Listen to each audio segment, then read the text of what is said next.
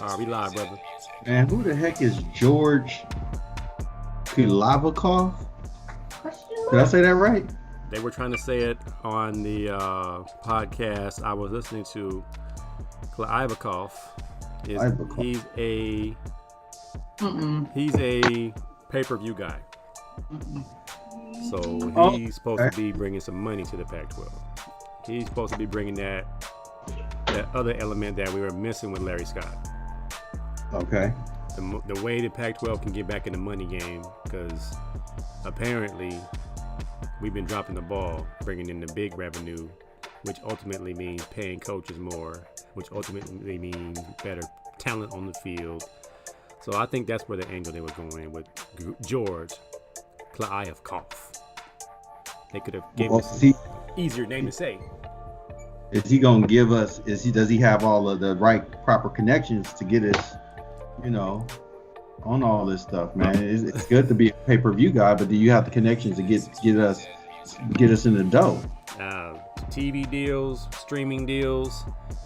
If everybody's going away from cable TV, it makes sense in that regard. He has no NCAA experience whatsoever. But my boy Tony Siracusa said it best. This was the most Pac-12 move he's seen in a long time. So the Pac-12 does Pac-12 things. The Pac-12 is packing. It is a Pac-12 move, I can tell you that. So Pac-12 hires MGM Resorts executive George Kliavkoff as commissioner to replace Larry Scott. They announced this Thursday. He's the new commissioner, will take over July 1st, earning unanimous support from all 12 Pac-12 presidents and chancellors. All right, good luck to you, sir. We hope that you are on the same mindset as our UCLA athletic director Martin Jaman, is that we need to get some revenue up in here. We need to change the vernacular, the narrative, the reputation that we are not forward thinking, because the pandemic didn't help the Pac-12 at all. We kind of dropped the ball a little bit. We erred on the side of caution, and it is what it really is at this moment in time. James Mack in the house checking in. Appreciate you, bro. What we got today? So we already covered the Pac-12 commissioner. We got that out the way.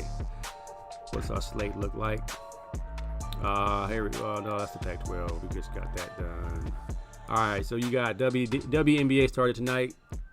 Finally, some buzzer beaters in the WNBA. That's what I'm talking about, man. It's the rivalry and the spectacle that is missing. We're gonna have some highlights, which makes me want to watch the next game. Mm-hmm. The WNBA is back. The NBA playoffs are pretty much solidified. The Philadelphia 76ers have won the East. Take that, Nets. Tebow's back. Jimmy Mack ain't not happy. Tebow's back. Mack ain't happy. Top 5 rookie quarterback seasons. Not a whole lot of great ones, but enough to talk about them and to kind of predict this new batch of quarterbacks who's going to have a good year. You said, what's the hardest position out of these three? Quarterback, point guard, or the pitcher? Man, like you like to say, Jimmy Mack, context. Yeah. These are all different leadership spots. NFL wide receiver hierarchy, best high school mascots, and Pac-12 new commits. We just covered that one. No need to cover it again. Here's our intro, 1585 live.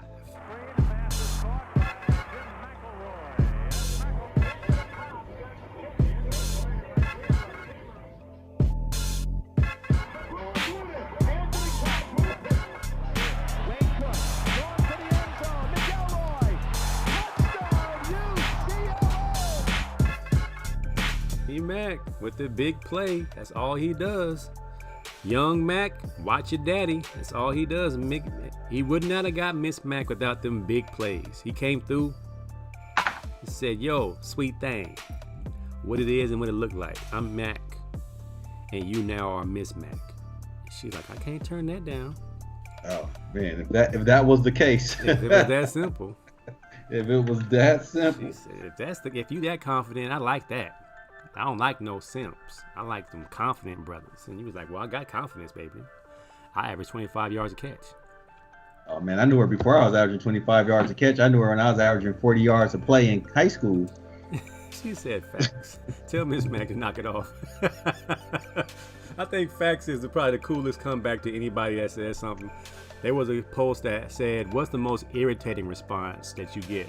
And I was like, the most irritating one is, it is what it is, and it's a bad excuse for something that they shouldn't have done. They'd be like, it is what it is. Like, no, bro, it's not. You didn't have to. It didn't have to be like this, man.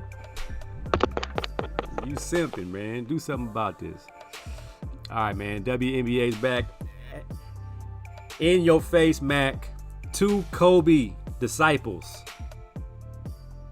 I know you don't want to hear it, but they had the Mamba mentality tonight. They had the Mamba mentality. They had the Mamba mentality and hit them game with Diane Taurasi.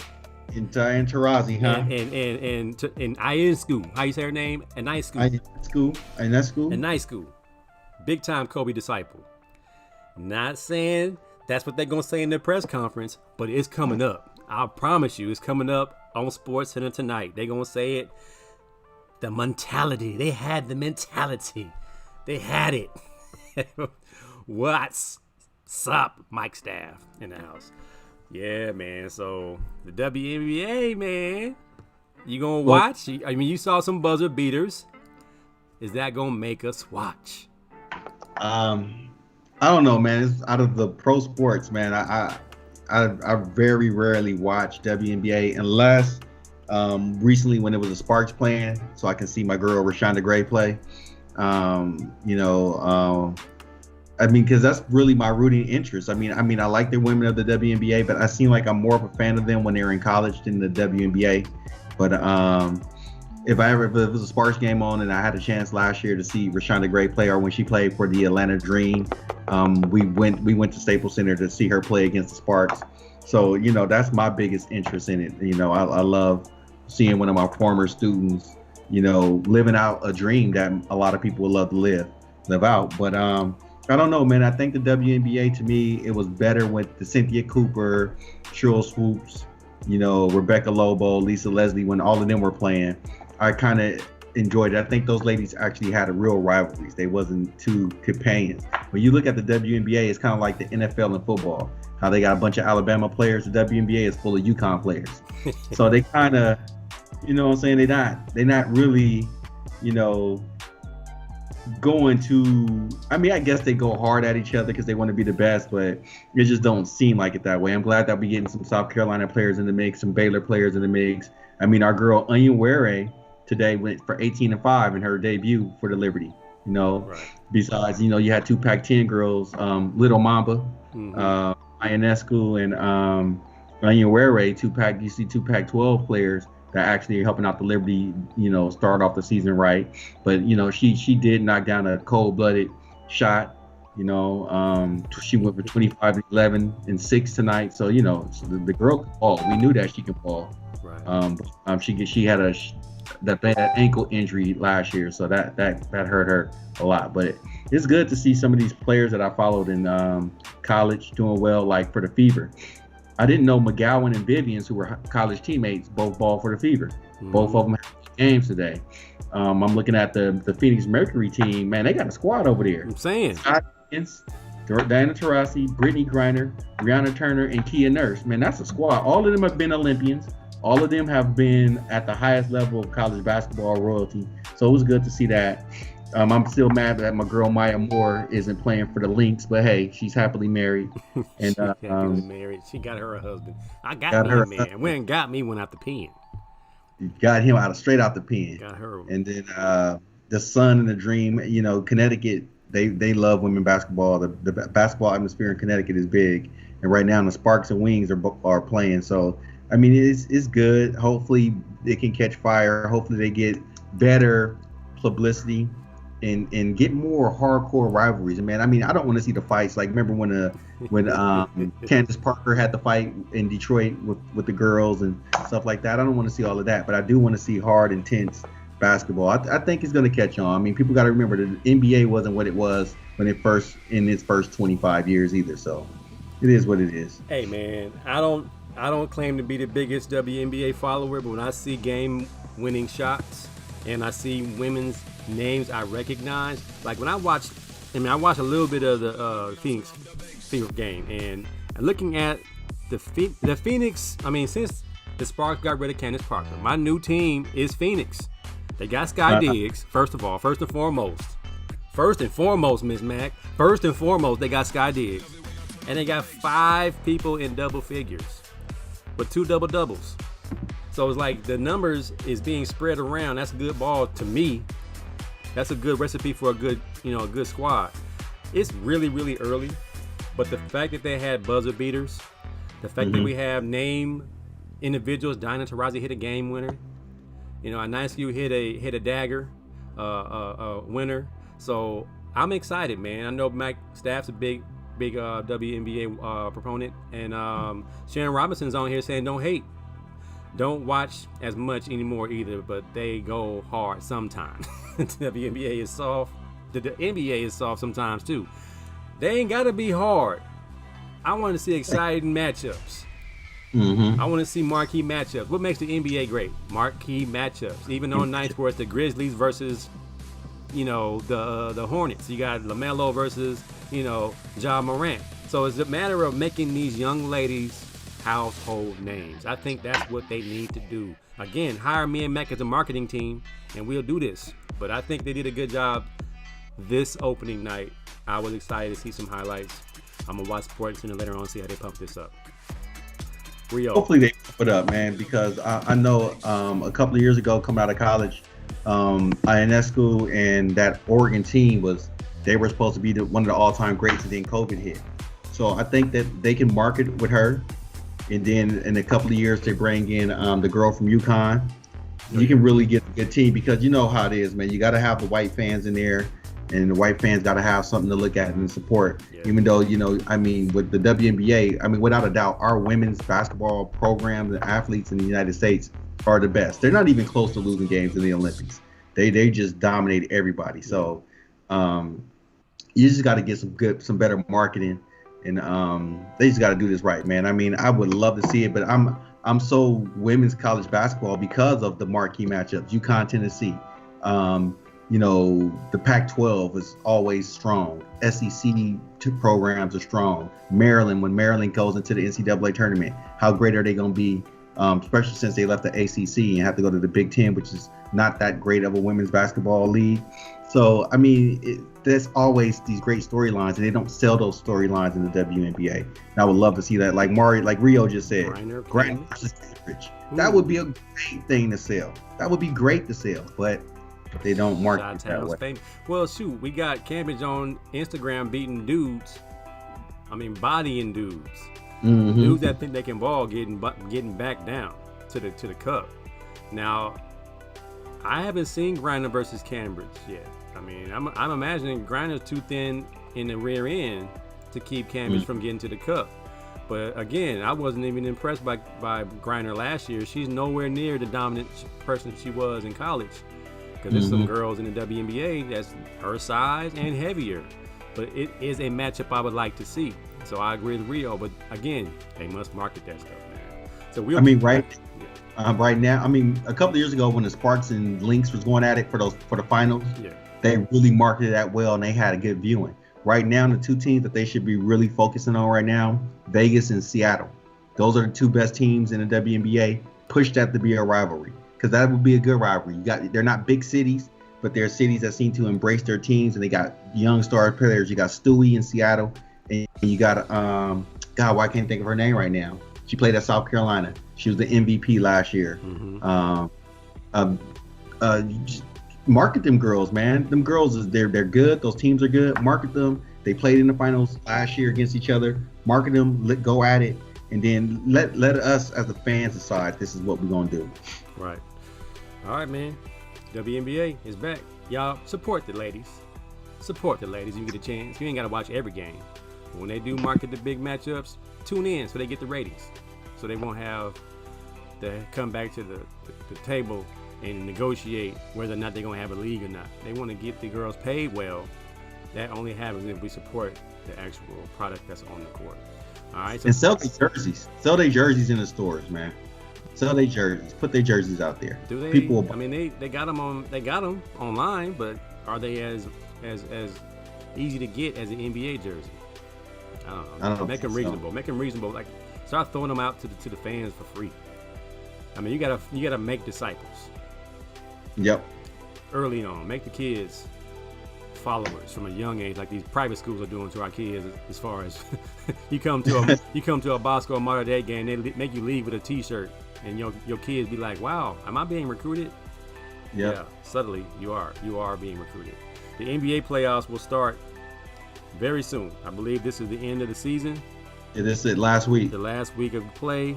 The Sixers win the East. What's going on in the West? Is it going to be the Jazz or the Suns? I didn't get a chance to look today. Let's see. The Clippers lost to the Rockets. Did it mean anything? Doesn't mean nothing. Doesn't mean nothing at all. I think it's going to be, well, the Jazz and Phoenix are a game apart.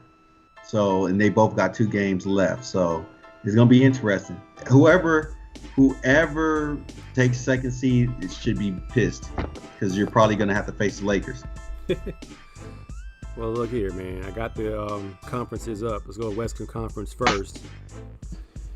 It's shaking out as the Lakers are in the 7th seed. Portland edged them out. Are they done? Is everybody done? They got one more game left.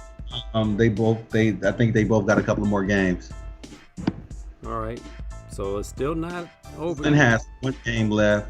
Lakers got 2 games left. And the Lakers have the Pacers, which is not an easy win, and the Pelicans is not an easy win. It just depends on who plays. Mm-hmm. But I don't even think it really matters, man. If the Lakers want to win, they will. If they want to shut it down, it's going to be evident. All right, in the East, the Boston Celtics find themselves, I think they're going to get rid of that coach, man. The Celtics got too much talent to be doing this bad consecutive years. I think, I don't think he hasn't, and it's hard to do. Who's 1A and 1B between Tatum and Jaylen Brown? I know everybody says obvious is Tatum, but Jaylen Brown had some moments this season where you're like, ooh, hoo, hoo. So, and I think those 2 dudes like each other, but then they don't have no beef with each other. But it's just hard to, unless you just establish who's going to be that guy. I personally think it should be Tatum. It should be that guy. But in that aspect, you're telling Jaylen Brown to sacrifice his game. And now that Jaylen Brown is hurt, will miss the rest of the season and playoffs.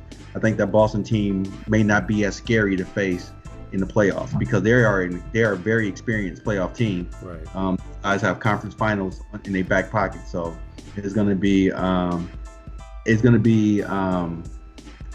thought that they would make it interesting, but I think the Eastern playoffs would be more interesting because I wouldn't want to face Washington if I'm the Philly. I don't want to face. Is that the toughest 10th seed? Like 10th seed, the Western Conference 10th seed is San Antonio. That's not very scary at all.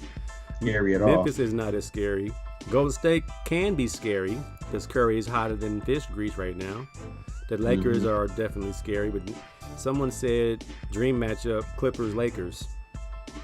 And I believe Mike Staff said that. And then in the East, you said the Washington Wizards. I mean, shoot, LaMelo Ball in them up in Charlotte. You don't want to. Yeah. All if they can get past or get out that playoff scenario. I don't see them getting out the playoff scenario. For the East playoffs, I got Philly, Washington, I got Brooklyn, Boston, I got Milwaukee, New York, and I got Atlanta, Miami. So I don't see Charlotte getting out of there. I think if Ball would have never got hurt and missed those games, I think they would clearly be a team that's in. But I don't see. I mean, because what Westbrook is good against teams that aren't that good. And then what I mean by that is he can lead his team to victory. He's going to always play well, and he's going to always put up the numbers. but he's not going to lead his team to victory over Philly. He might snatch a game or two from Philly, but he's going to make it entertaining, especially if Bill's there. That's going to be a very entertaining series.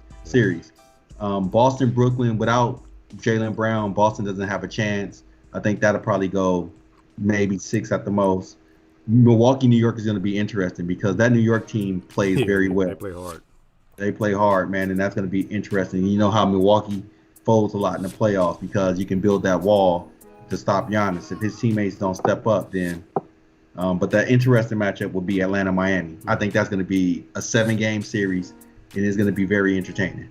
Yeah, when the Atlanta Hawks stop relying on the little guy so much, Trae Young. Is it Trae Young? Am I saying his name? Mm-hmm. I don't know why I thought his name was something else. Trae Young, shooting from half court, but now I see him giving a lot more dishes. So they are now a team to be reckoned with in the 4th seed in the East. Who knew? And I believe they fired their coach at some point. Early on. So yeah, man. And in the West, do you believe in Utah or Phoenix? If Spider is not 100%, I do not believe in Utah at all. Spider is the engine that runs that team, and if he's not 100%, man, if they fall to that 2nd seed and they have to face the Lakers, if the Lakers stay at that 7th seed, it's gonna be tough for them to get past the Lakers. But with Spider Mitchell, he gives them a better chance. I mean, remember last year they were up 3-1 on Denver in the first round and lost it. You know, so they just imagine him not having Mitchell. What did he hurt? What did he hurt? What's he coming back from? I don't really know what the injury is. I just know he's been out for a while now. Right. Let me go to the news. And he's that guy that you can't hate him as a player. He's almost Dame Lillard-ish. Like, you don't hate what they do. They just come to ball and they come to play. Right. So I like Spider Mitchell because of that, man. Him and Lillard are those guys. They're going to put on their hard hats. They're going to come do what they got to do. And that's what I appreciate about both their games. And without them, those teams are not as good as they can possibly be. There's no upside to those teams. He says ankle. So this was 7 days ago. Utah's Mitchell ankle out at least one more week. This was last week. So he returns with the ankle. Will he be as explosive as he normally is? Ankles depends on if it's low or high ankle. High ankle is a death sentence. Yeah, it must be low because they're saying he'll be back. Because an explosive guy like him, like I was kind of comparing him to a young Derrick Rose as far as he needs his explosiveness to be effective. And if he can't be explosive, he has to change his game. Yeah. Luckily, I got Clarkson, who's been holding it down. But again, that's, Kobe Bryant called him light skinned many years ago. And he no longer is playing light skinned. He's playing. He got some tattoos now. Yeah, he got his braids. He got his braids. He got his long socks. He went to the Matt Barnes School of Toughness. Utah's a good regular season team. So he said the Clippers will lose to the Lakers in the first round if they play. If the Lakers are not 100% healthy, the Clippers will beat the Lakers. It would be a good series, though. Even if the Lakers aren't 100% healthy, it'll be a good series because the Lakers, well, I don't know. Tender Love might not. I wasn't the first to say it. Tender Love. Tender Love might not show up. And he might get an eyelash injury and be sidelined for 2 quarters in Game 7. So, I don't know, man. If I'm the Clippers, I don't want that matchup. And if I'm the Lakers, I don't want that matchup. Not in the first round of the playoffs. It would bring great ratings, but that's not what the people want. The people want them to be on opposite sides of the bracket. Yeah. And they want them to face off later on in the playoffs. Finals. It ain't gonna happen this year. The Lakers too banged up. So if you just get Clippers Lakers at all, maybe a first step to maybe a future series, maybe next year. Rio said, Jimmy and Mac, AC, who you got? Lillard or Curry right now? He's rolling with Dame Lillard. I'm rolling with Dame Lillard. It's my favorite player, even though Curry is playing really good. It depends on what you want, man. I'm gonna go with Lillard. I think Lillard is underrated because he hasn't had a ring yet. But Lillard does that dagger against OKC that year, where he looked at Paul George, then looked at the ground, and then pulled up on him. Curry hasn't hit that shot in a playoff game. Curry hasn't done that in a playoff game. Curry will do that all regular season as long as you don't get him in crunch time in the playoffs to hit that shot. He's not going to do that. So I mean, it's tough because they're both. I mean, people think they're the same player, but they're a little bit different. They're different guys. We got 4 votes for Lillard. We got 1 Curry. BT got Curry. James Mack said Dame time all day. I just think, man, people gravitate to the bad guy. And I think if you put Dame and Curry together, Curry comes off as the good guy. Even though he got a little mean streak in him as well, a little nasty streak in him as well. But Dame has been wearing the villain tag for a minute. And it's a quiet villain. It's the methodical villain. And people kind of gravitate to that anti-hero these days. He's Deadpool. He's the dude that you kind of like, okay, yeah, he's clowning. He got bars and he clowning and he hits daggers. I can get down with that cat. And he not teaming up with nobody. He gonna stay in Portland and lose his whole life. I can get down like that. He's mega rich though, so he ain't tripping. I don't know if that's what it is. And he said that too, man. That's one thing I really like about him. He said, I ain't leaving. I like it here. I want to stay in Portland. I want to finish my career in Portland. He said that. So, I mean, you can only admire a dude that want to do that. He ain't even thinking about teaming up or getting traded. He wants to stay in Portland. It's going to be organic if we win it. It's going to be organic. Yeah. I got dudes. We going to win. If we don't win, it wasn't meant to be. And that's kind of what you got to live with, man. You got to live with your decisions, man. All right, man. Tebow.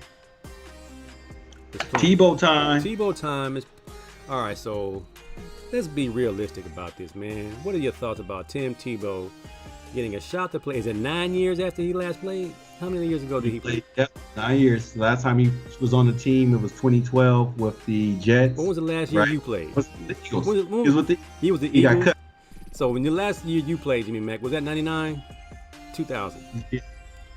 99 was last year I was in. And then 2008 they brought you back. Would you be worth 2 cents? I wouldn't be worth 2 cents, but if they want to pay me to be back, I'm most definitely gonna jump at the opportunity. Was they all right? 9 years later, and they said, "I want you to come back as a cornerback.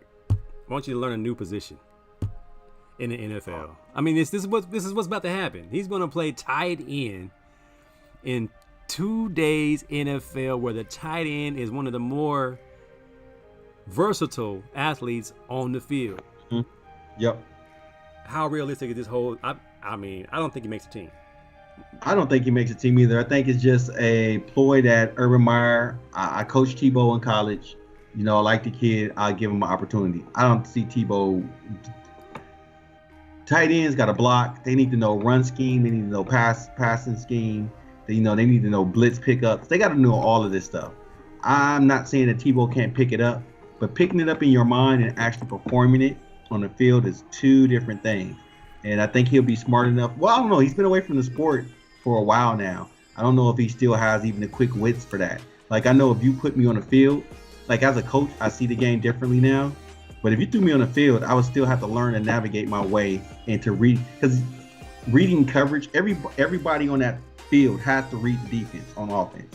And if he hasn't done that in a while, it's going to be hard to do it. And he's going to compete with other guys who played tight end, other guys who've probably been at Jacksonville and already, well, they all learned in a new system. So that's what gives him an opportunity. And does he still even have his athleticism? Does he still have his athleticism? I think Urban Meyer is using this as a ploy to bring attention to the team. Whether it's good or bad, he's bringing attention to the team. We know Tebow, and shoot, in any case, you can bring Tebow in and run the ball with him. Snap the ball to him and run a quarterback power. He's one heck of a competitor. Mm-hmm. He's a winner. James Mack said Urban looking out for him, and Tebow can coach the young kid up. They would brought him in for a quarterback if they were going to have him coaching up the young kid. They're not going to be in the same room. He might be able to, help him out just a little bit, but I don't know if they'll keep him around unless he's going to play quarterback to be a tutor to the new quarterback. Rio said the WP is white privilege. I thought about that at first. I don't know. This one Meyer looking out for his boy. That's I think if if he was not a white kid, he would still do it. I think it's just a matter of Hey, man, I think you're right on it, though, as far as bringing publicity to a situation. Maybe taking some of the publicity off his brand new quarterback, Sunshine. Could be. It could be a diversion. It could be just a tactic, because my thing was not even reading defenses. The physical nature of tight end. It's so much more than blocking now. You got to be a world-class route runner, because you're going against world-class athletes. You're not going to be going against linebackers. You're going against safeties and sometimes drop-down corners who are playing in the nickel or dime. And the elite tight ends have their way. They want safeties and corners to come out there. Whereas if I got Tebow, I can guard Tebow right now. And I ain't played in 15 years. But I know he's stiff. He's always been stiff. Even when he was young, he was stiff. You imagine Tebow running a corner post? He's not going to be a good route runner. He can't be. It's not even in his DNA to run good routes. He could probably get it in the flat and camp out and be a dump off. But he's not running no corner route. He's not going to put speed at nobody up the seam. He's not Zach Ertz. He's not, he's not even the slower tight ends. And forget about the fast one, Kelsey and them. And what's the kid in San Francisco? Kittle. Kittle. Them dudes running, man. Them guys was getting downfield. And the big kid Waller in Vegas. Them dudes are like Waller. I mean, he's probably the best tight end in the league right now. He just hasn't had the best season in comparison to Kittle and Kelsey, but he's on his way. I mean, I had him in fantasy last year, and that kid was 2 touchdowns a game. So I think it's a publicity stunt, like you said, and most likely doesn't. I believe there's 5 tight ends on the roster already. They're going to keep 4 at the most. He could play some special teams, but if anything, he's there as a diversion from Sunshine. If I was Urban Meyer, I would keep Tebow on the team as kind of like a mascot type guy, but he'll be my goal line quarterback, my goal line back. Snap the ball to him, put some blockers in front of him, let him bulldoze his way in if he still can take a hit. Yeah. Now, when you're away from the game for a long time and you ain't took no hits, your body's conditioned to take hits and know how to absorb hits. He ain't took a hit in 9 years. I don't know, man. He might take that first hit in camp if he even gets that far, where they start hitting in camp. He might not make it, man. Miss Max has a great take. She says she can't believe that Tebow is letting them use him like this. He's not done, Miss Mac. This is something he wants. He's a celebrity. He's as much as they're using him, he's using them. This is going to be followers. This is going to be jersey sales. This is going to be a testimony for his church. He's going to be speaking on the circuit for a minute. He's going to do a TED Talk. Never, ever give up. He's going to be just like Jimmy Valvano. Never give up. My dream came true 9 years after the fact. And I scored 1 more touchdown. Even though it was preseason, I got back in the end zone. Praise God. He never ran any routes. He ran a route. It was ugly as a quarterback. He ran out in the flat on a double pass. He never got hit in the head with the ball. The ball hit him in the head. It was worse than Tom Brady. And how do you know he got hands? It's a Urban Meyer. I like him. I want him on my team because it's one more thing for the writers, for the media to talk about, other than how bad the Jaguars are, other than how bad the new quarterback is stinking it up. I think Jimmy's onto it, man. This is something that is a publicity stunt that's going to work either way. Either he plays well and he's a genius, or he plays terribly and it's a distraction from how bad the Jaguars are as a team. Yeah. So we'll see. He said he could be the strength coach. Oh yeah, he can live. He can be the strength coach, motivate them players like that. He's a washed up player. He ain't never played a position. If I'm Urban Meyer, might as well bring in Braxton Miller too. Then bring them all in. Bring in all your guys, man. What's his name? Percy, when they couldn't get off the concussion. Percy Harvin. Bring all the. I mean, can't bring in Aaron Hernandez, of course, but you know. Miss Max said, James Max said MoneyGram. I don't think they're gonna pay him very much. I can't believe that he's possibly being greedy enough to take a position from a guy who's just looking for a shot. I don't think it's that at all. They already got their guys. And I don't think anybody's ever thinking about I should not play because there are other guys more deserving. That's like Michael Jordan not playing baseball, Tebow not playing baseball. Dudes are selfish, period. Old guys don't retire because they're selfish. They want to continue to keep their spot when they know they ain't got it no more. They got a contract, we're going to hold y'all hostage. So it's, of course he's selfish, Miss Mac. All of us are selfish when it comes to I still got it, and everybody telling you don't. I wonder who brought it to the table. I wonder if Tebow contacted Urban Meyer or did Urban Meyer contact Tebow? I think Urban Meyer probably contacted Tebow. I think Urban Meyer made that call. It was like, let me holler at you, player. I need you to kneel in the end zone and pray. I need you to do everything while I try to coach Sunshine up. Okay? Yeah. I need you to take all of this. And if it's close, I'm gonna keep you on there, and you're gonna be my short yardage runner and all that. We're gonna give you a single digit number. Matter of fact, you can wear 15 like college, so we don't know what you're gonna play. It's working all out, man. We figured the whole thing out, man. We should be FBI agents. We got this thing on lock, man. So Tebow, if you make the team, we know what you're there for, man. You are there for a distraction. All right, top 5 rookie quarterback seasons. All right, man. This one was difficult. This one was not easy. Top 5, because we got this new batch.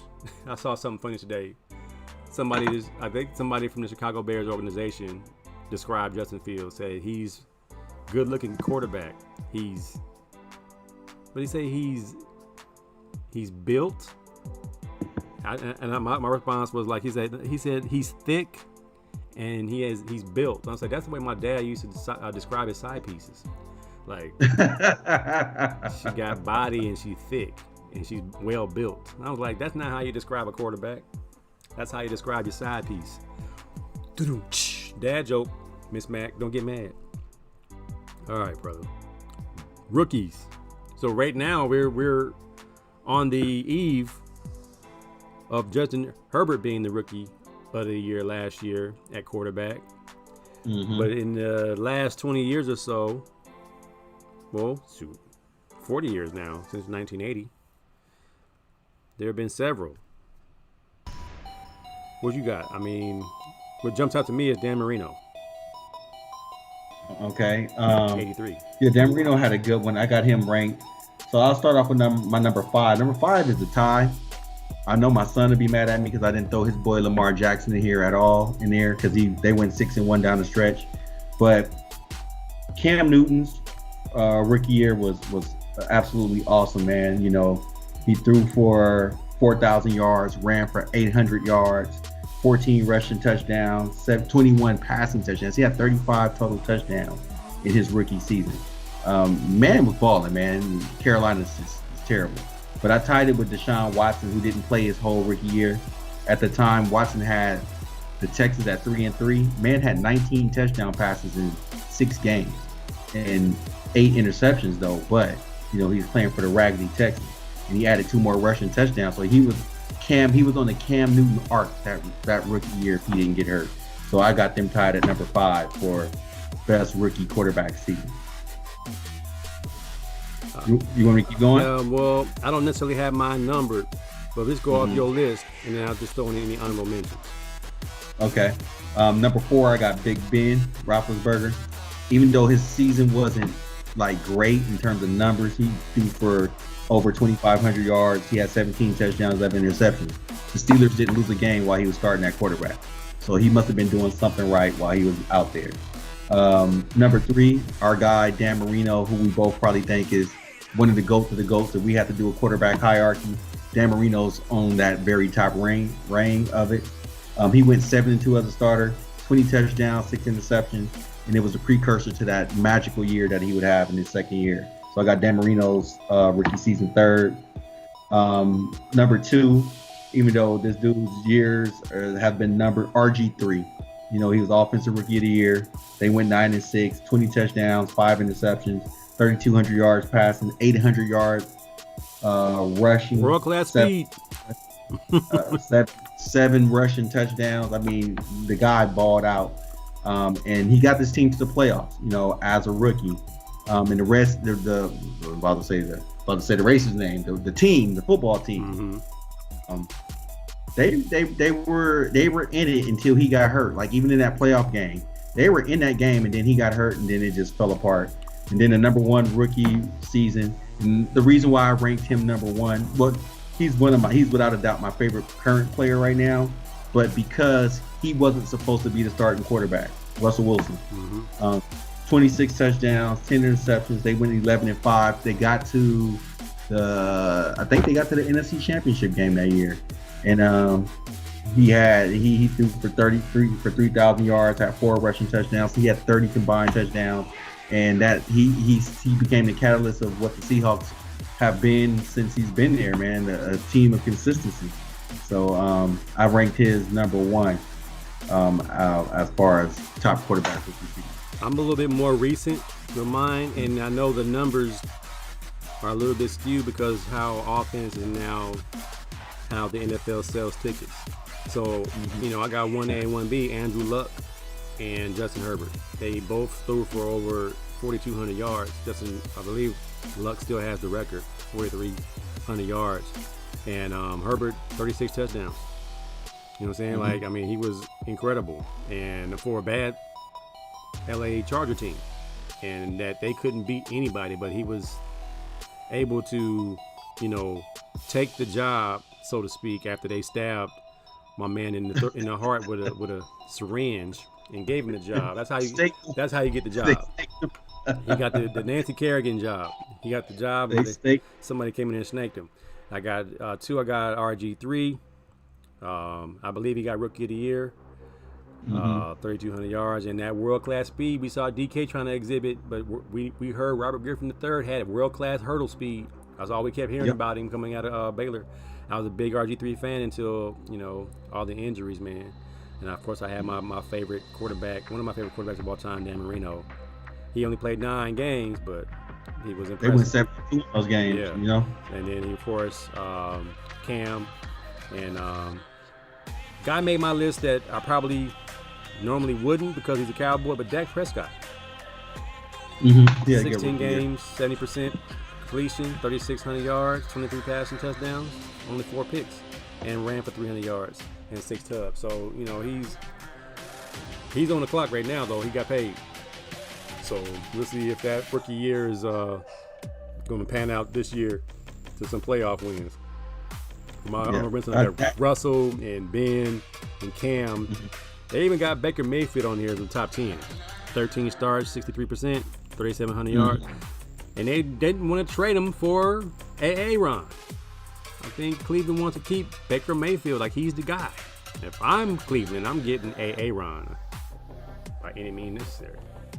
Yeah, because they're right on the cusp, man. That team last year, they were scary. Yeah, man. All right, well, it's going to be interesting to see what these new guys do. Now, who's going to be the leading quarterback of this group this year? The leading quarterback of this group this year, I'm not seeing Justin Fields beating out the redhead kingpin. I don't see that happening. Who's redhead kingpin? Justin Fields or Lance? No, your boy that played for the Bengals, the Bengals quarterback for a long time. The guy that played for the Cowboys last year?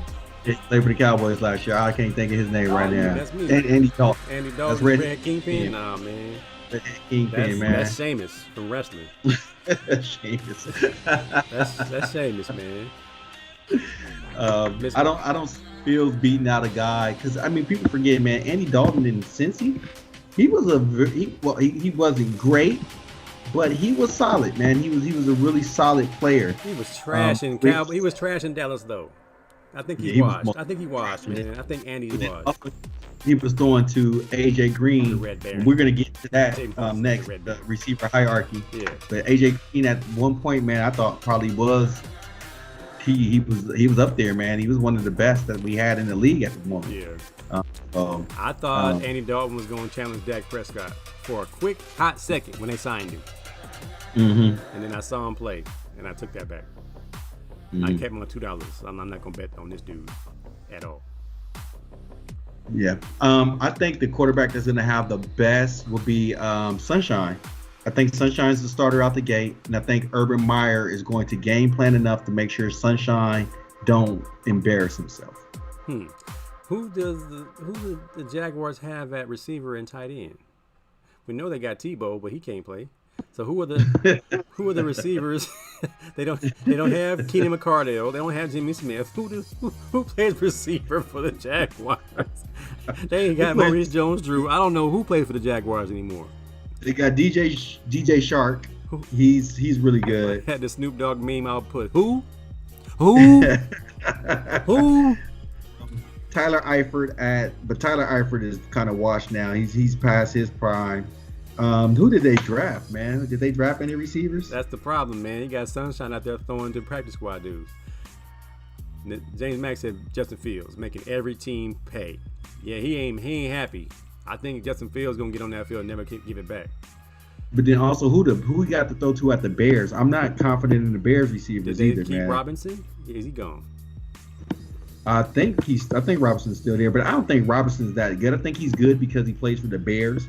He's not really competing against anybody else at receiver to be the number one receiver there. But yeah, I mean, Robinson is still there. They got Anthony Miller.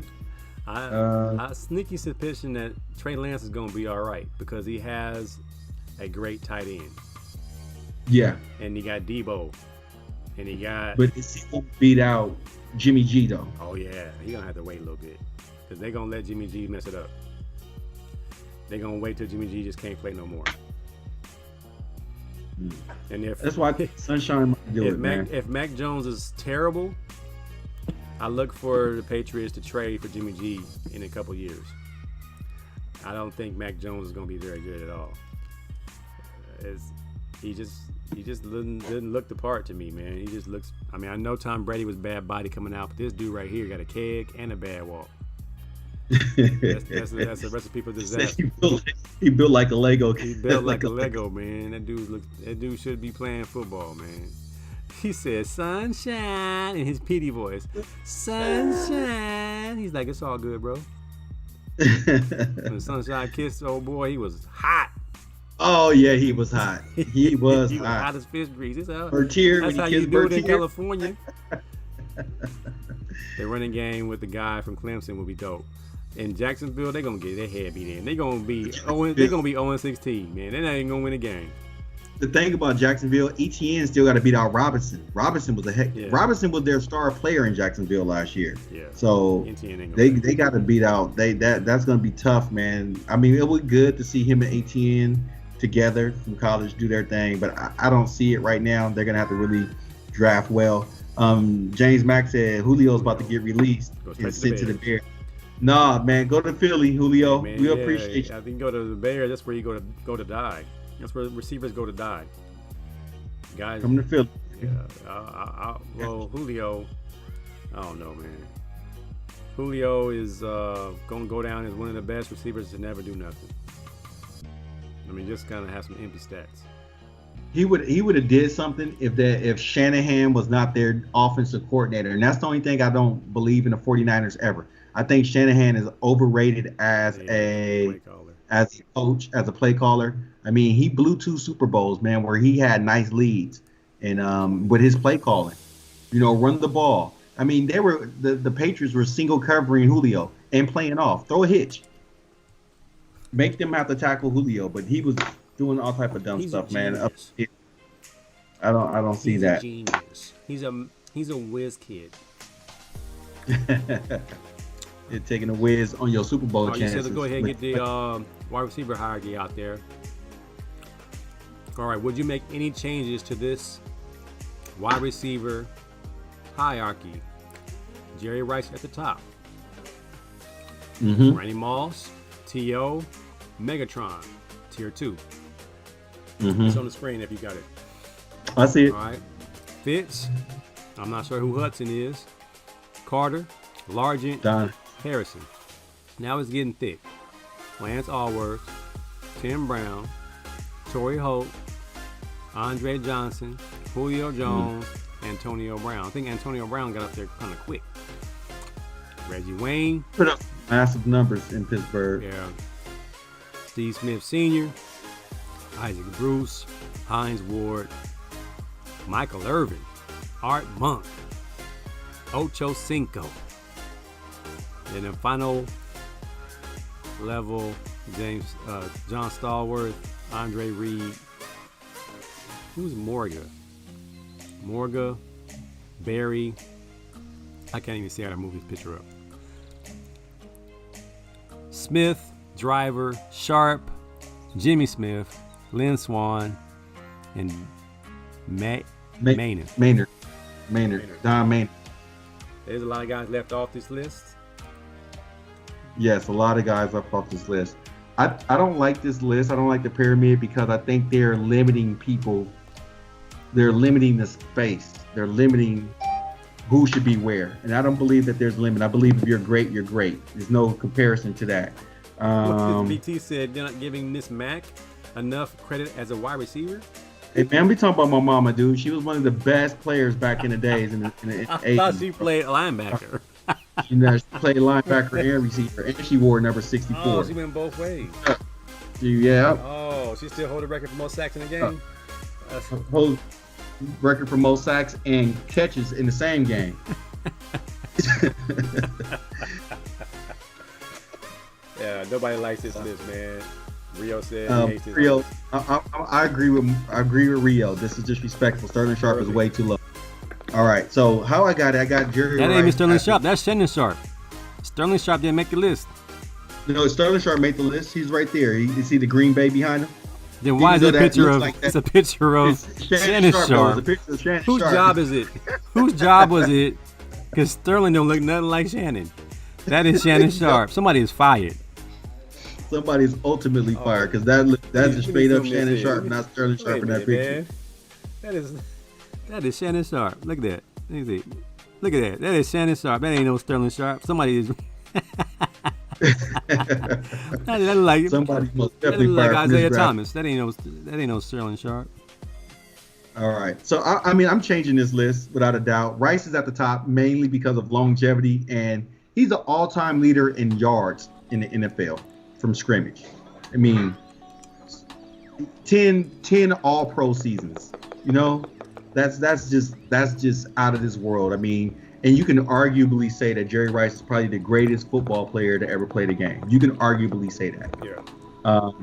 On that next level, though, I think some disrespect to Chris Carter and Steve Largent and Marvin Harrison. Marvin Harrison, if you look at his numbers in the 2000s, and this is the same era of Rice and Owens, he actually outplayed those dudes in reality. He had better numbers, more catches, more all-pros, more Pro Bowls. Marvin Harrison. I mean, because he's quiet and he doesn't make a lot of noise, it's like people didn't appreciate his game. So on that next level, under Rice, I got, of course, Moss and T.O., Marvin Harrison, Chris Carter. People disrespect Chris Carter. Chris Carter is a hell of a receiver. He runs terrible routes, but his hands are baseball mitts, so he catches everything. You got Steve Largent. People forget Steve Largent held all the records before Rice took those records. Charlie Joyner, who was absolutely amazing at receiver. And I'm going to go, of course, one of my all-time favorites, Sterling Sharp, on that next level. If Sterling Sharp never had that unfortunate incident with the neck injury, we're probably looking at a guy who was putting up all-time great numbers. 3-time All-Pro, 5-time Pro Bowler in 7 seasons. Led the NFL in receiving touchdowns 3 times, and receptions 3 times, and receiving touchdowns twice in 7 seasons. So the man was in the upward arc, and he only played with Brett Favre for 1 season. So imagine him and Brett Favre for the remainder of the 90s. Sterling Sharp would have put up astronomical numbers. So I think he's underrated. Underneath them, I got Antonio Brown, I got Megatron, I got Fitz, I got Bolden, I got Smith, Andre Reed, and Michael Irvin. And what I mean by Smith, Steve Smith, because I think Steve Smith is super underrated as a player, man. He was usually the only receiving option in Carolina for a long time, and you knew he was getting the ball when they threw it, and he was still balling. But those guys are all really good on that next level, and they're great in their own rights. Like Anquan Bolden is a monster. Larry Fitzgerald, the name speaks for itself. When you say Fitzgerald, the first thing you think of is Larry Fitzgerald, not Fitzgerald F. Scott or any of these other people. Andre Reed's underrated because he doesn't have any rings, and Michael Irvin's nickname is the playmaker. So, yeah, this is. I mean, This is crazy, man. I mean, And then on my last level, I got Isaac Bruce. I mean, Isaac Bruce was a baller. Torrey Holt, Reggie Wayne, Andre Johnson, Art Monk, Tim Brown, and Henry Ellert are on that last level right there of greatness for me. yeah, I don't know if I had the time or energy to do every level. I'll just point out the discrepancies. That Ocho Cinco, how is he ahead of Andre Reed? And Hines Ward, how is he ahead of Sterling Sharp? When Sterling Sharp was probably the better blocker and more ferocious route runner. Isaac Bruce is probably, and Torrey Holt, they were probably the same player. It's the bottom two, like the bottom two levels is where I was like, well, Art Monk's a Hall of Famer, but they got Andre Johnson ahead of him. Andre Johnson may not make the Hall of Fame. He's in the Ring of Honor, but he just, I don't understand how he gets to be up there. Like Andre Johnson was feared, but what did the Texans actually do? And the same thing with Julio. Julio's been a perennial All-Pro his whole career, but he has not accomplished much except that. So, it's just, what has he done except Debo, a couple small corners? So it's a lot of like Lance Allworth. I'm not sure what Hudson did to get to the third hierarchy. I know what Steve Largent did, and I know what Chris Carter did and Marvin Harrison, and Fitz got what, 3 drops in his whole career? I mean, Fitz is tier 2, man, at the least. And I think I'm putting, if I have to have a top level, of course it's Rice because most accomplished, and like you said, best football player. It was a talk today on Sports Talk, who's the best football player of all time, and the lady said Tom Brady. I'm like, no, he might be most accomplished, but he ain't the best football player of all time. Football player, it's got to be some running in the ball. I'm sorry, you got to be able to run and catch. You got to be able to do some stuff. You got to be able to tackle somebody and run down somebody down and pose your will. Depending on your defense and your coach. Yeah, it's a lot, man. But it's definitely, the question on the top of the thing is, would you make any changes? Yes. Definitely. Without a doubt. And Rio, what are you talking about? Antonio Brown over Megatron? Nobody has Antonio Brown over Megatron. I would never put Antonio Brown over Megatron. Never, never would do How that you used like to say, that. Mac? How sway? House way. You ask any DB that's ever played both of them guys. Go ask your boy on Get Up, Clark. Ask him. Megatron, Antonio Brown. He'll be like, "Are you crazy? We had a triple team Megatron, and he still got the peel."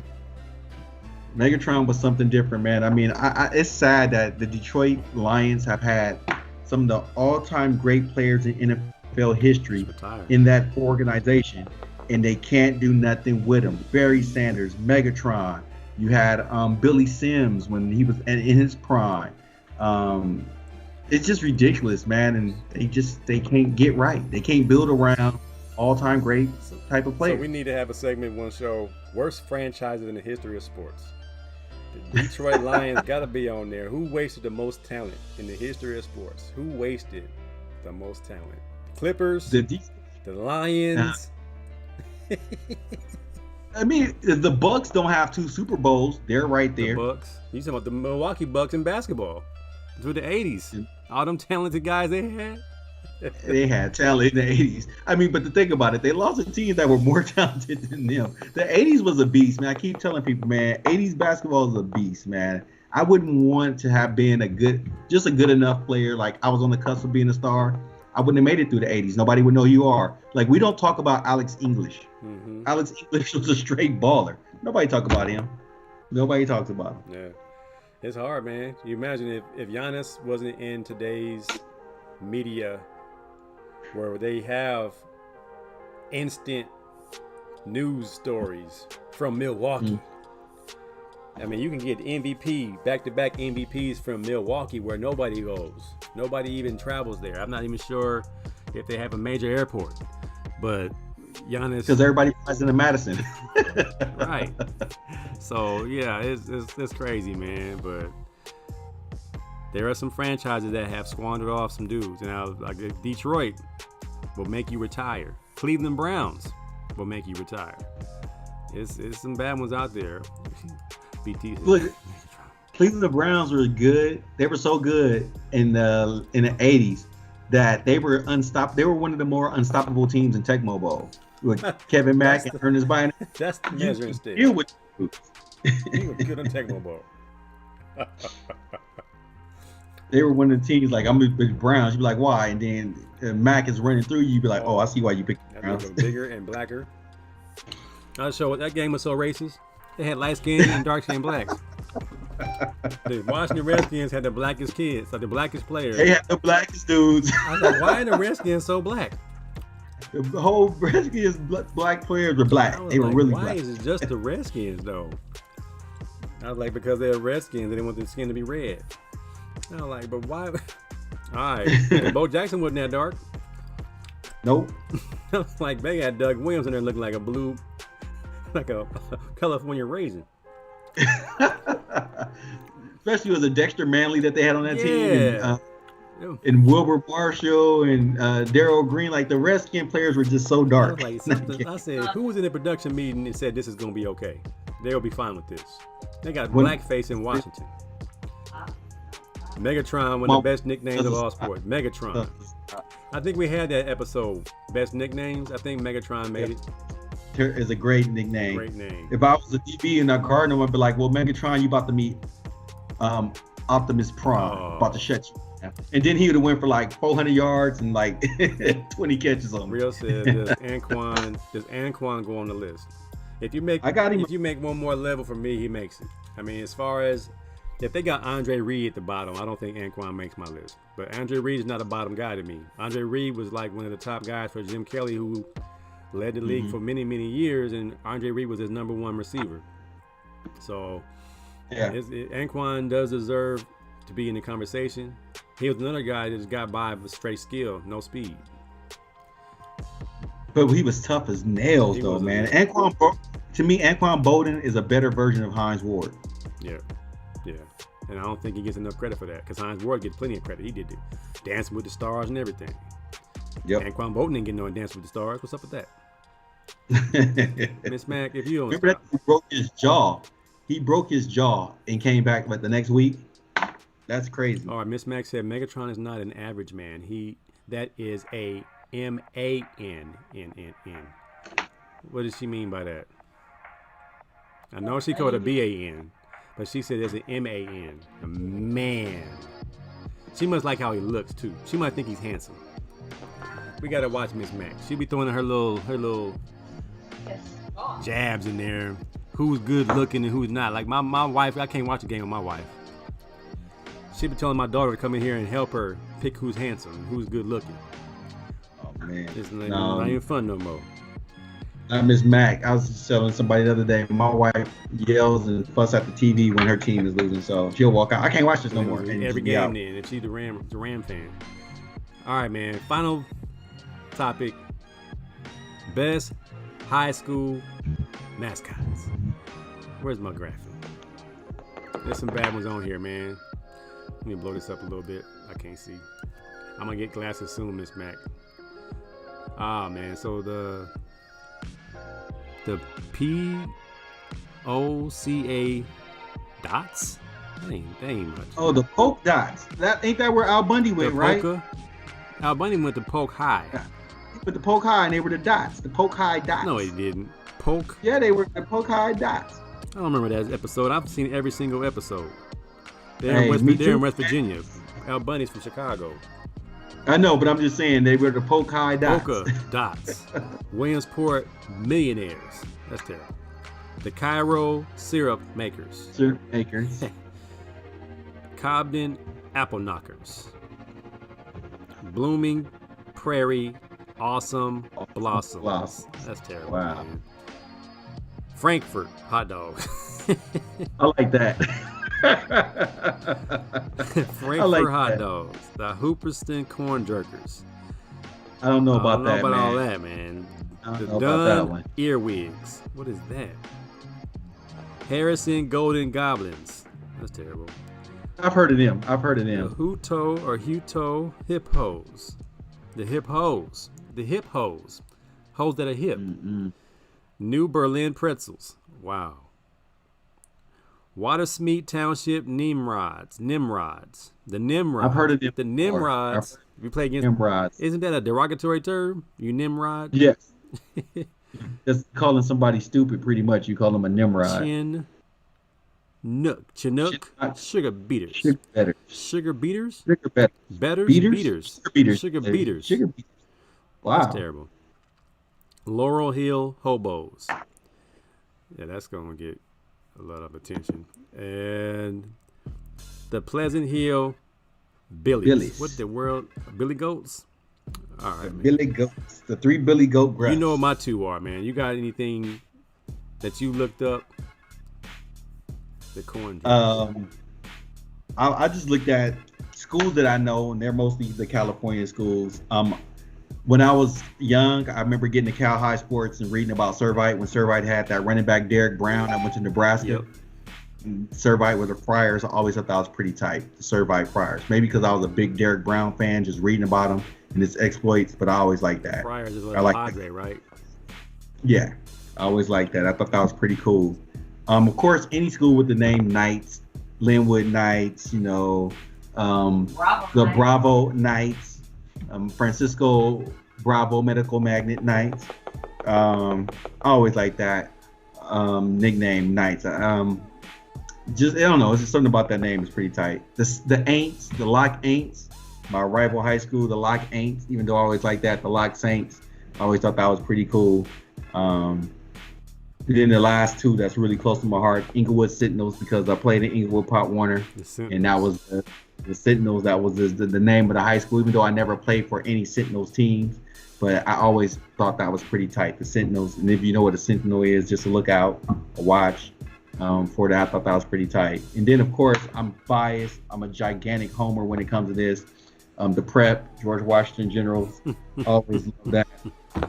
So, it was what I wanted to be since I was growing up. I always wanted to be a general. Both my moms were generals, my uncles, aunties, my brothers, sisters, they were all generals. I always wanted to be a general. So that's me. The Washington slave owner generals. And then the generals also played against the Globetrotters. Oh, yeah. Oh, man. Rio said the Vallejo Apaches. That's so racist. The Vallejo Apaches. I believe was Dennis Rodman's high school team the Savages? Or that was his junior college team? I think that was his junior college team. Savages, which would have been cool about 10 years ago. Now you be canceled. For me, number 2 is the Compton Tar Babes. I always thought that was so wrong, but so clever at the same time. We played against Compton, and they had the picture of the little baby with the diaper on and a sword, and he was a black baby, and it was, and I'm looking around like this Twilight Zone, like don't nobody else see this is wrong? Like there's a baby, there's a black baby on the wall. Of the school. And it says like we're the baby Tartars. But it says Tar Babes. And then the Compton comes out the locker room and it says Tar Babies on their jerseys as babes. And I was like, but that's still gotta be offensive to somebody else in here except me. And I'm just like, this don't feel right. He had a little afro. He was mean. He had real big lips. He had it was like a regular Compton baby with a diaper on and a knife. And I was like, this is not right. Somebody please write a petition, the Compton Tar Babies. And then the girls team came out after we finished playing. The girls came out, the Lady Tar Babies. And I was like, the girls are Tar Babies. I was like, we all pickaninnies around here. This ain't right. Don't nobody else see this is wrong? And I just thought, okay, they owned it, so I guess it's okay. Compton. They owned it too. Mike said Compton was out of line with that. Compton was out of pocket. Like who in the board meeting thought that was gonna be cool? We'll be the Compton Tar Babes, short for the Compton Compton College Tartars. They're warriors. We'll be junior warriors. You've been better off calling yourself the Compton Warriors, Compton Junior Warriors, and the Compton Tar Babes. I'm pretty sure they had to deal with a bunch of name calling. Also, having to explain what a tartar is, I'm quite sure that probably, you get a bunch of black kids at school. They're like, man, we don't even know what a tartar is. What's a tartar? I know we black and we the tar babies. So the tar of the ground is black and we the babies, so we the black babies. Something like, and it stood still. Like they changed the names of the Indian teams. You're not gonna change the name of Compton. How? We the black kids and we black tar babies. And I'm like, that's just not right, man. Number one, them Long Beach Poly Jack Rabbits. People make fun of us, but when it came to like track and field, we own that name, man. We were the Jack Rabbits. Yes, we easy to kill if you can catch us. But I think it's a cool mascot nonetheless, man. Nonetheless. All right, man. You were saying earlier that it's not that many teams with that name, right? Not very many, but the North Dakota State Jack Rabbits. Mm-hmm. That's college. Miss Max said college they don't pretty count. much got the same colors too, huh? Green and gold, but our green's a little darker. They got that little Oregon thing going on with that light green, and I'm cool on that. I believe Trey Lance went there. Yep, He's Trey a Lance Rabbit. and Carson Wentz, the previous Eagles quarterback. And again, my boy Omar Stoudemire and his lovely wife Sheila Stoudemire went to Texas to live and raise their kids, and they started a track club, and they named them the Prosper Jack Rabbits. So Jack Rabbits have been spreading. Darkness is spreading.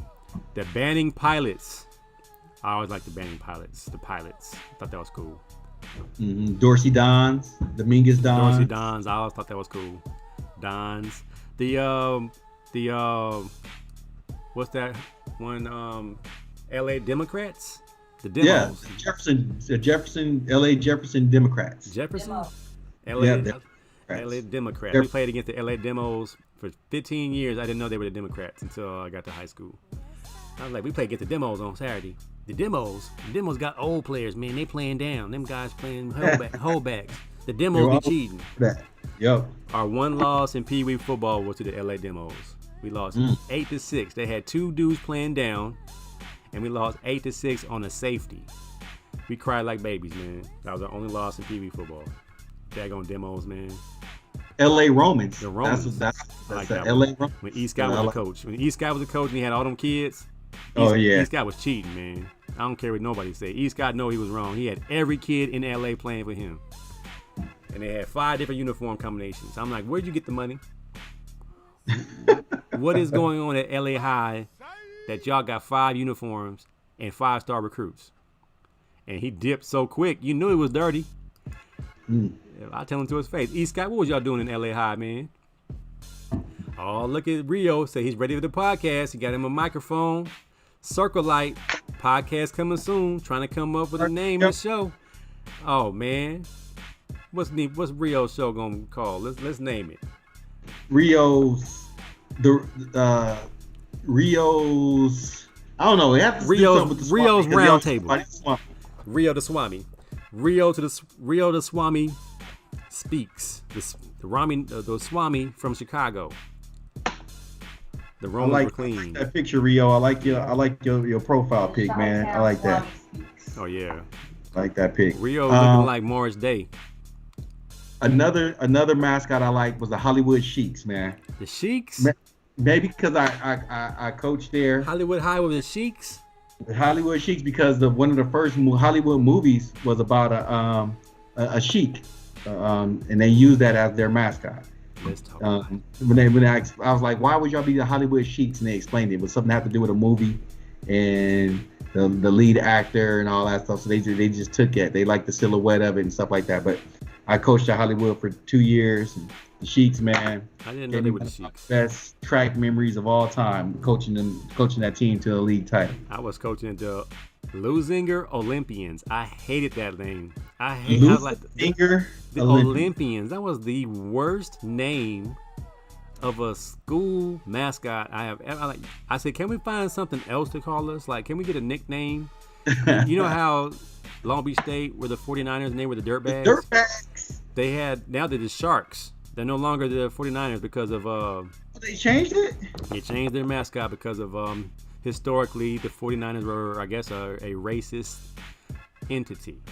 The 49ers were all redneck white dudes surfing for gold who took the natives' land or something crazy. So, once again.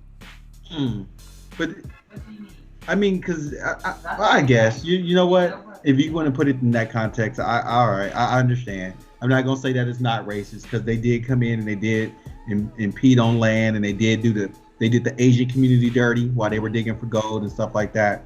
I can see it. But are they going to make the San Francisco 49ers change their name? No. Just like they're not going to change the Atlanta Braves or the Kansas City Chiefs. They'll find a way to make those names, legitimate, and that we're paying homage to a type of people in our history, good, bad, or indifferent. So interesting. But the Cleveland Indians. I know that's with the logo too. The logo is just the worst for the Cleveland Indians. He just smiled. Got the red face with the smile and the feather. I was like, I mean, as a kid, I didn't think much of it. As an adult, I'm like, wow. You can't get no more races than that logo. Man, just cheesing. Like it's all good. And I remember drawing that logo as a kid. I used to draw logos of different teams. Mm-hmm. And I drew that logo with pride, thinking it was all good. Oh, man. All right, man, final words, man. Let's wrap this thing up.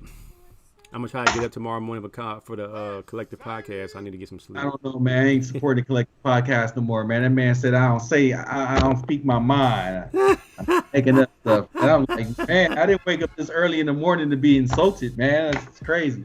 Final words is we getting back. I mean, if you heard the president today, people don't have to wear a mask if you're vaccinated in certain places, So, I mean, I don't know. I'm still gonna wear my mask because I have 2 kids at home that are not vaccinated, and I don't want to bring something back to them. So I'm gonna keep my mask on. I wear 2 masks at work. I was wearing my face shield, but then that was fogging up a lot, so I have to take it off because I'm doing a lot of talking during my my Zoom. So, and, hey, look, people, we see what's going on in India. With how COVID, let's not act like we're out of the woods yet. Let's make sure we still following some protocols and still being safe. It's not time to wild out. Let's keep it safe. Let's keep it clean. And maybe next year in 2022 we can be back to full service. But you got to understand we are still not out of the danger zone. And also world news. I pray for the people in the Gaza Strip.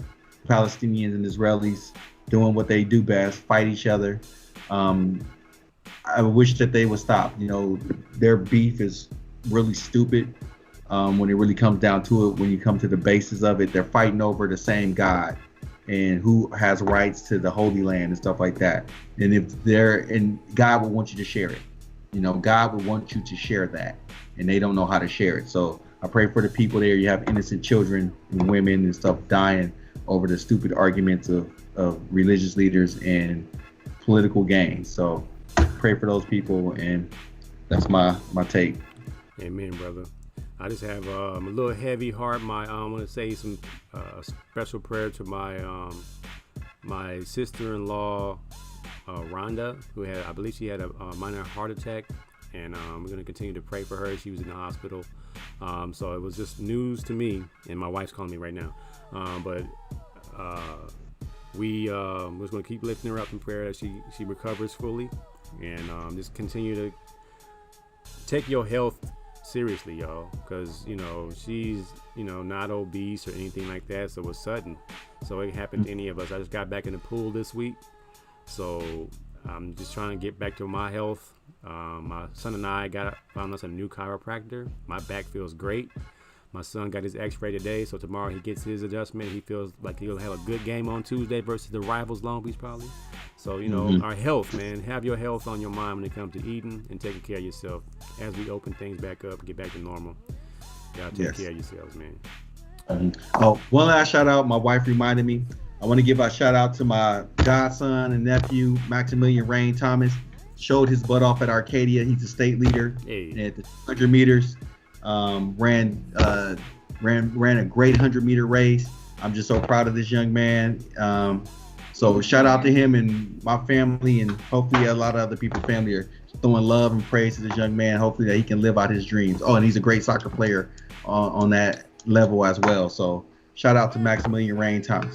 Cool. BT said Poly versus Servite second round soccer tomorrow. Playoffs, track tournaments, and track meets.